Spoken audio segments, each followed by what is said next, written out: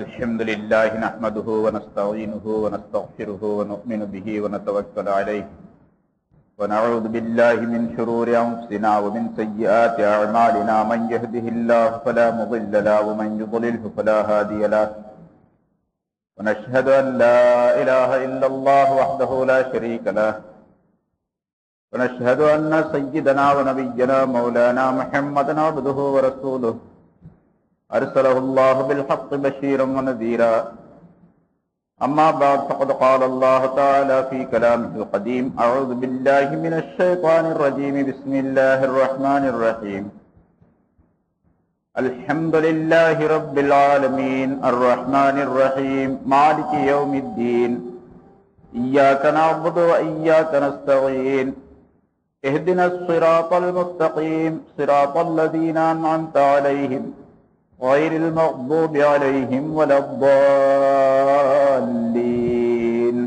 آمين صدق الله العظيم.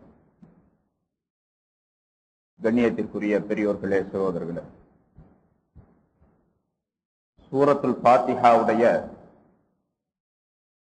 3 ஆயத்துகளுக்கு இதற்கு முன்னால் விளக்கங்கள் சொல்லப்பட்டிருக்கின்றன. 4வது ஆயத்தாகிய இய்யாக நஅபுது வ இய்யாக நஸ்தஈன் என்பதில் இய்யாக நஅபுது என்பதற்கு சில விளக்கங்கள் இதற்கு முன்னதாக உள்ள வாரத்தில் சொல்லப்பட்டது. உன்னையே நாங்கள் வணங்குகிறோம், உன்னிடத்தேயே நாங்கள் உதவி தேடுகிறோம் என்று சொல்லப்படக்கூடிய இந்த ஆயத்து பல கருத்துக்களை கொண்டதாக, பல அற்புதமான செய்திகளை உள்ளடக்கியதாக அல்லாஹு தஆலா அதனை அருளுகின்றான். அல்லாஹுவை பற்றி அவனுடைய புகழை முந்திய 3 ஆயத்துகளில் சொல்லி தந்த அல்லாஹு தஆலா அவனையே வணங்க வேண்டும் என்பதை நமக்கு கற்பித்து, பிறகு அந்த வணக்கத்திற்காக வேண்டியும் மற்றுமுள்ள காரியங்களுக்காக வேண்டியும் அவனிடத்திலேயே நாம் உதவி தேட வேண்டும் என்பதையும் இங்கே குறிப்பிடுகின்றான். நஅபுது நாங்கள் வணங்குகிறோம் என்ற அந்த வார்த்தை இபாதத் என்ற வேர் சொல்லில் இருந்து வந்தது என்பதாக சொல்லப்பட்டது. இபாதத் என்பது வெறுமனே தொழுகை, நோன்பு போன்ற வணக்கங்கள் மட்டுமல்ல. மனிதன் செய்யக்கூடிய, ஒரு மூமினான மனிதன் செய்யக்கூடிய அத்தனை விஷயங்களும் இபாதத்தாக மாறுவதற்குரிய வாய்ப்பை அல்லாஹு தஆலா அமைத்து தந்திருக்கின்றார். ஒரு காரியம் எப்படி செய்யப்பட வேண்டுமோ, எப்படி ரசூலுல்லாஹி ஸல்லல்லாஹு அலைஹி வஸல்லம் அவர்கள் சொல்லி தந்திருக்கின்றார்களோ அந்த முறைப்படிக்கு அந்த காரியத்தை செய்தால் அவை அனைத்துமே இபாதத் என்பதாக மாற்றப்படும்.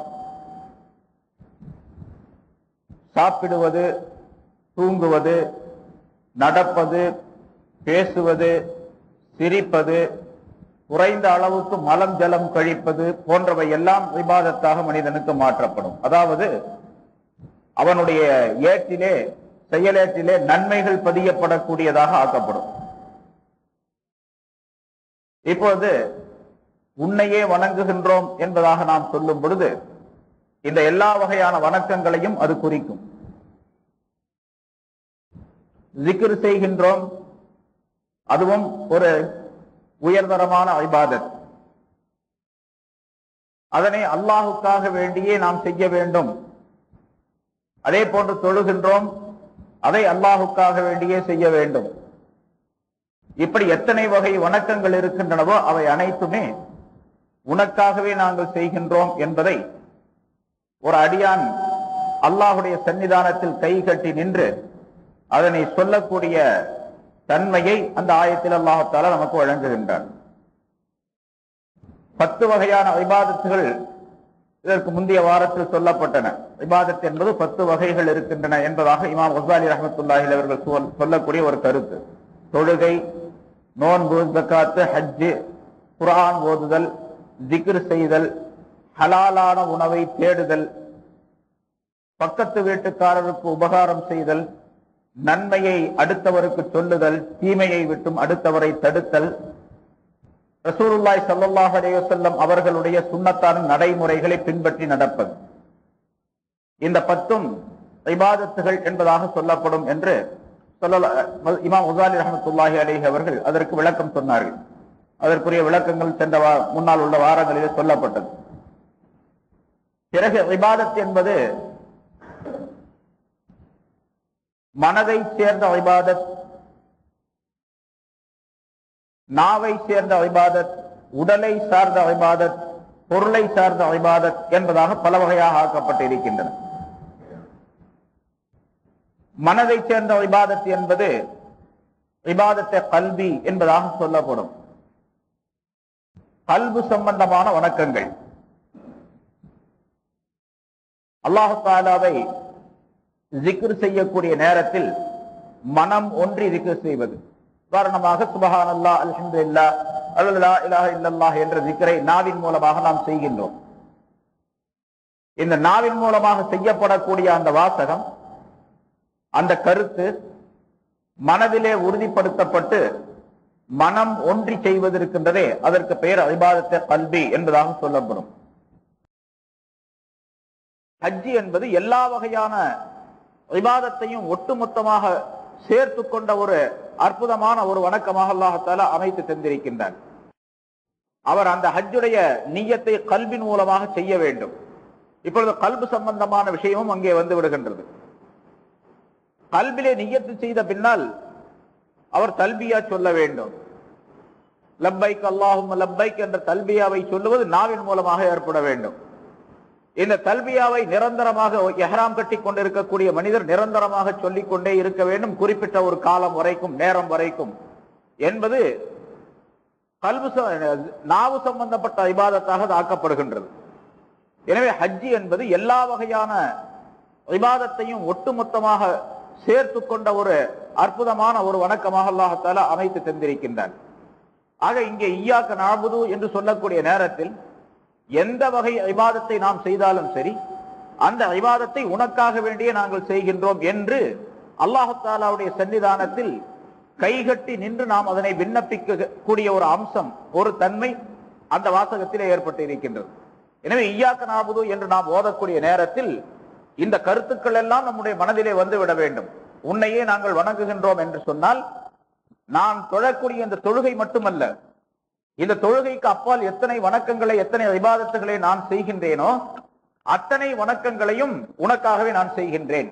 இந்த உலகத்திலே வேறு எந்த லாபத்திற்காக வேண்டியும், எந்த மனிதருக்காக வேண்டியும், அல்லது யாருக்கும் அடிபணிந்தோ, யாரும் பார்ப்பதற்காக வேண்டியோ, புகழ்வதற்காக வேண்டியோ, போற்றுவதற்காக வேண்டியோ நாங்கள் இந்த வணக்கத்தை செய்யவில்லை, எந்த வணக்கத்தையும் செய்ய மாட்டோம் என்று சபதம் செய்யக்கூடிய, உறுதி எடுத்துக் கொள்ளக்கூடிய ஒரு அம்சத்தை அல்லாஹ் தஆலா இய்யாக நஅபுது என்ற வாசகத்திலே அமைத்து வைத்திருக்கின்றார். இதற்கு முன்னால் உள்ள வாரத்தில் கருத்துக்கள் சொல்லப்பட்டன. நஅபுது என்பது இபாதத் என்ற வேர் சொல், அசல் சொல்லில் இருந்து வந்தது. அந்த இபாதத் என்பது யார் இபாதத் செய்கின்றாரோ அவருக்கு பெயர் ஆபித் என்பதாக சொல்லப்படும். இபாதத் செய்யக்கூடிய மனிதருக்கு பெயர் ஆபித். இப்ப நான் தொழுகிறேன், தொழுகை என்பது ஒரு இபாதத். தொழக்கூடிய மனிதருக்கு பெயர் ஆபித், வணங்கக்கூடியவர் அப்படின்னு சொல்லப்படும். இப்போ இபாதத் 10 வகை சொல்லப்பட்டது. அதே போன்று எத்தனை வகை, எந்த இபாதத்தாக இருந்தாலும் சரி, அந்த இபாதத்தை செய்யக்கூடியவருக்கு பெயர் ஆபித் என்பதாக சொல்லப்படும். வணக்கசாலி, வணங்கக்கூடியவர் என்று பெயர். இந்த வணக்கத்திலே, இபாதத்திலே அல்லாஹுவை முன் நிறுத்தி, அல்லாஹுவுக்கு தவிர வேறு எவருக்கும் இந்த வணக்கம் இல்லை என்ற அமைப்பிலே இப்பொழுது எப்படி சொல்லப்பட்டதோ அந்த முறைப்படிக்கு எல்லா காரியங்களையும் அல்லாஹுக்காக வேண்டிய நான் செய்கின்றேன், அல்லாஹுடைய அடிமையாக, அல்லாஹுடைய அடிமையாக நான் இருக்கின்றேன் என்ற எண்ணம் மேலோங்கி அல்லாஹு தஆலாவுடைய சன்னிதானத்தில் தன்னை அர்ப்பணிப்பது, தன்னை ஒப்படைப்பது என்ற நிலை ஏற்பட்டு விட்டால், அந்த மாதிரி இபாதத்தின் மூலமாக இந்த மனிதர் பெறக்கூடிய, அதாவது இந்த தன்மை உள்ள மனிதர் பெறக்கூடிய நிலை இருக்கின்றதே, இது அப்தியத் என்பதாக சொல்லப்படும், உபூதத் என்பதாக சொல்லப்படும், அல்லது உபூதியத் என்பதாக சொல்லப்படும். சென்ற வாரம் அதற்கு சில விளக்கங்கள் சொல்லப்பட்டன. இபாதத் உடைய மனிதர் இருக்கின்றாரே, அவர் ஆபித் என்பதாக சொல்லப்படும், அவருக்கு பெயர்.